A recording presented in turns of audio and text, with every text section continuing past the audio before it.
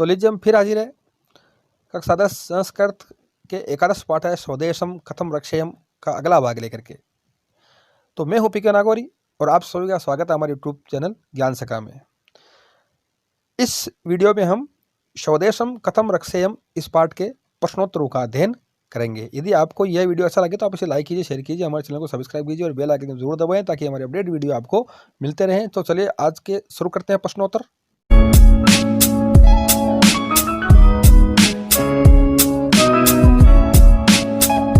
तो देखिए सबसे पहले है वस्तुनिष्ठ प्रश्न। सबसे पहले हम वस्तुनिष्ठ प्रश्न देखेंगे। पहला सवाल है महाराणा प्रताप राजा आशित। महाराणा प्रताप राजा थे, कहाँ के राजा थे? मारवाड़ राज्य से, मेवाड़ राज्य से, भरतपुर राज्य से, अलवर राज्य से। तो ख है मेवाड़ राज्य के वो राजा थे। दूसरा देखिए महाराणा प्रताप कष्टम स्वीकरोति। महाराणा प्रताप ने कष्ट स्वीकार किए, किसके लिए किए? धन संग्रहणाय, धन के संग्रह के लिए, राज्य सुखाय, राज्य सुख के लिए, देशस्य स्वाधीनताय, देश की आज़ादी के लिए, भोजनाय, भोजन के लिए। तो गए देश की आज़ादी के लिए उन्होंने कष्ट सहन किए थे या स्वीकार किए थे। तीसरा देखिए किम महत् पापम वर्तते। क्या एक महान पाप है? आत्मधनम, खुद का धन, आत्मेच्छा, स्वयं की इच्छा, आत्महननम, आत्महत्या, आत्म प्रशंसा, खुद की प्रशंसा। तो हमारे पाठ के अनुसार गए है आत्महननम, आत्महत्या वो एक बड़ा पाप है। चौथा देखिए किम कल्याण प्रदम उचिते। क्या कल्याणकारी कहा गया है? कल्याणकारी क्या कहा गया है पाठ के अनुसार? क वीर गत्या मरणम, वीर गति से मरना, आत्महननम आत्महत्या, पर निंदा दूसरों की निंदा, आत्म प्रशंसा खुद की प्रशंसा। तो हमारे पाठ के अनुसार क है वीर गति से मरना कल्याणकारी कहा गया है। अब पांचवा देखिए महाराणा प्रताप कथम स्वदेशम रक्षितुम इच्छति। महाराणा प्रताप कैसे स्वदेश की रक्षा की इच्छा करते हैं? धन से, धनई धन से, ख प्राणई प्राण से, ग विचारई विचार से, घ उद्घोषे उद्घोष से। तो पाठ के अनुसार ख है प्राणों की बाजी लगाकर भी वो देश की रक्षा करना चाहते हैं। अब देखिए लघुरात्मक प्रश्न। पहला प्रश्न है महाराणा प्रताप कुत्र उपविष्ट आशित। महाराणा प्रताप कहाँ बैठे हुए हैं? तो महाराणा प्रताप एकश्याम शिलायाम उपविष्ट आशित, या ऐसे भी है, ऐसे भी हो सकता है महाराणा प्रताप अरण्य एकश्याम शिलायाम उपविष्ट आशित, वन में एक शिला पर बैठे हुए हैं। दूसरा देखिए भामाशाह का आशित। भामाशाह कौन थे? भामाशाह मेवाड़ मंत्री आशित। भामाशाह वो मेवाड़ के मंत्री थे। अब देखिए तीसरा भामाशाह किम आदाय प्रतापस्य समीपम आगच्छति। भामाशाह क्या लेकर के प्रताप के समीप आए थे या आते हैं? तो इसका उत्तर है भामाशाह धनराशि ग्रंथिम आदाय प्रतापस्य समीपम आगच्छति। भामाशाह वो धनराशि की पोटली लेकर के प्रताप के समीप आते हैं। अब देखिए अगला महाराणा प्रताप कस्य अभावे किमपि कर्तुम असमर्थ है। महाराणा प्रताप किसके अभाव में कुछ भी करने में असमर्थ है, यानी किसके बिना वो कुछ भी नहीं कर सकते थे? उत्तर है प्रताप धनाभावे किमपि कर्तुम असमर्थ है। धन के अभाव में कुछ भी करने में असमर्थ है, यानी अपने देश को आज़ाद कराने में असमर्थ है। पांचवा देखिए बिलह किम कर्तुम उदिता भवंती। बिल क्या करने के लिए तैयार हो जाते हैं? तो बिलह देश रक्षाय शव प्राणान दातुम उदिता भवंती। बिल देश की रक्षा के लिए अपने प्राण देने के लिए भी तत्पर हो जाते हैं। अब देखिए व्याकरण प्रश्न। अब देखिए व्याकरण के प्रश्न देखिए। पहला प्रश्न है निम्नलिखिता नाम समासयुक्ता नाम पदा नाम समास नामोलेख सहितम विग्रहम कुरुते।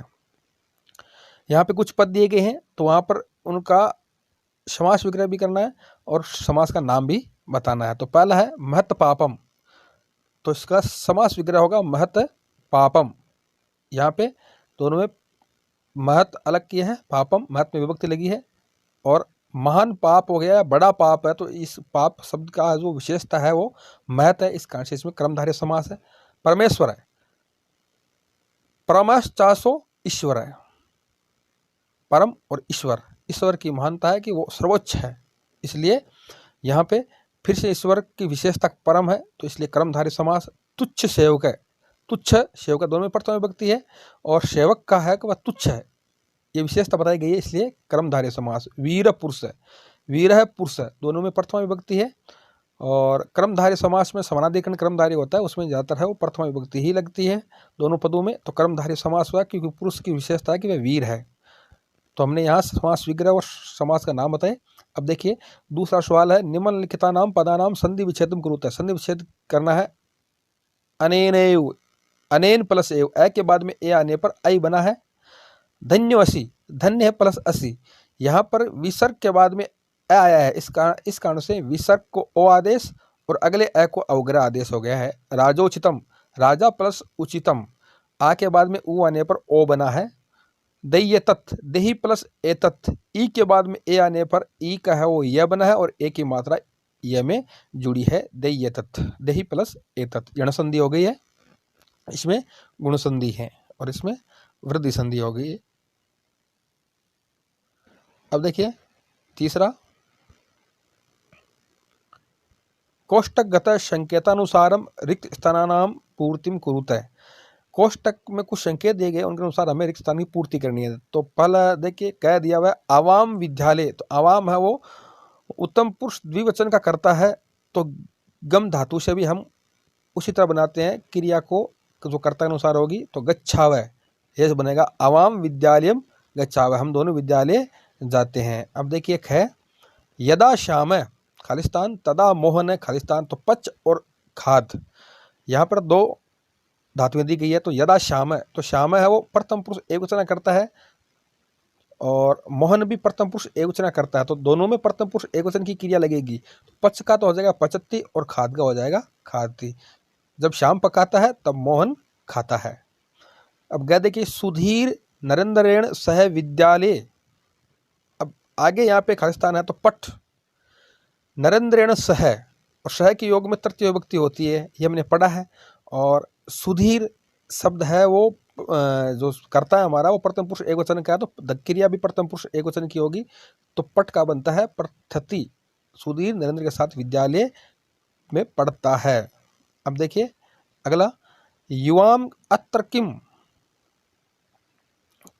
तुम दोनों यहाँ क्या, आगे क्री धातु दी हुई है, तो क्रिया बनानी है।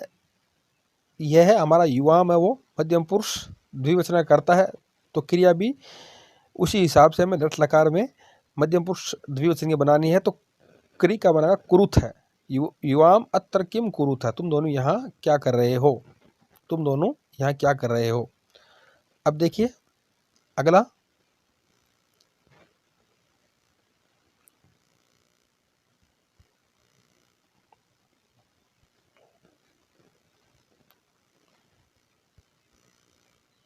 अब देखिए चौथा सवाल, निम्नलिखितानि वाक्यानि संशोधित, निम्नलिखित वाक्यों को हमें संशोधित करना है, उसमें जो अशुद्धि है उनको संशोधन करके वापस लिखना है। पुत्रम सह पिता आगच्छति, और सह के योग में तृतीय विभक्ति होती है, इस कारण से इसमें पुत्रम शब्द वो सही नहीं है, द्वितीय विभक्ति नहीं होगी, तृतीय विभक्ति होगी, तो पुत्र की जगह होगा पुत्रेण, पुत्रेण सह पिता आगच्छति, पुत्र के साथ पिता आता है।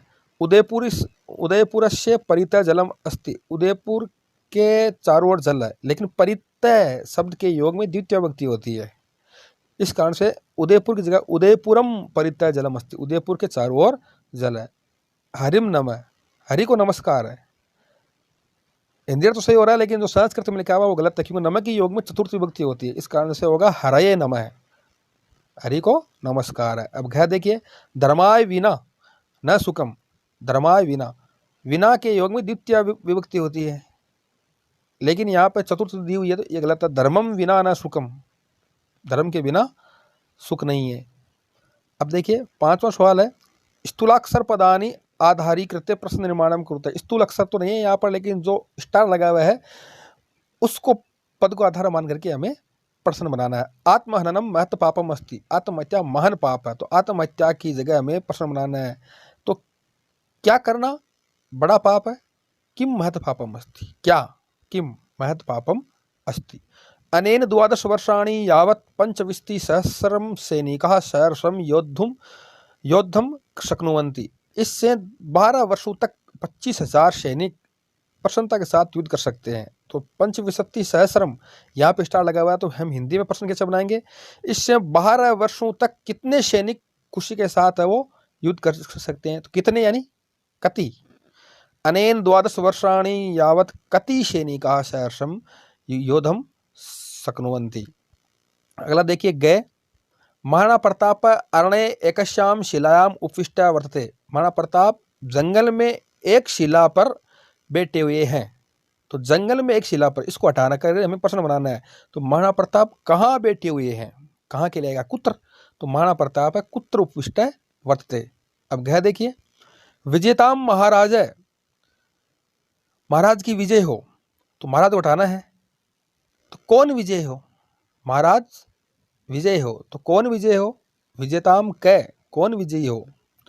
अब गए देखिए। भवताम वीरता धीरता च देश रक्षाए महंतम सहयोगम कृतवती।